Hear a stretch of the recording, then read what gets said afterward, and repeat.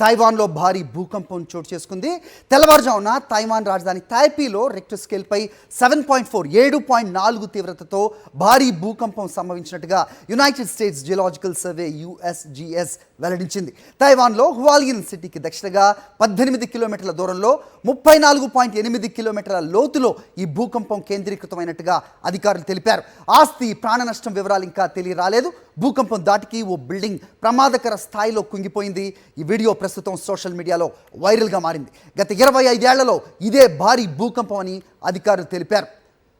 మియాకోజిమా ద్వీపంతో సహా జపాన్ దీవులకు సుమారు 3 కిలోమీటర్ల ఎత్తులో సముద్ర అలలు ఎగసి సునామీ వచ్చే అవకాశం ఉన్నట్టుగా కూడా అధికారులు హెచ్చరిస్తున్నారు. దీంతో తైవాన్ ప్రజలు ఒక్కసారిగా భయాందోళనకు గురయ్యారు. పెద్ద సంఖ్యలో జనాలు రోడ్ల మీదకి చేరుకున్నారు. సునామీ హెచ్చరికలు జారీ చేయడంతో జనాలందరూ కూడా ఇళ్లను ఖాళీ చేయాలని అక్కడి టీవీ ఛానల్స్ ప్రసారం చేస్తున్నాయి. జపాన్ సైతం సునామీ హెచ్చరికలు జారీ చేసింది. తైవాన్లో 1999లో 7.6 తీవ్రతతో సంభవించిన భూకంపంలో 2400 మంది తైవాన్ ప్రజలు మృత్యువాత పడ్డారు.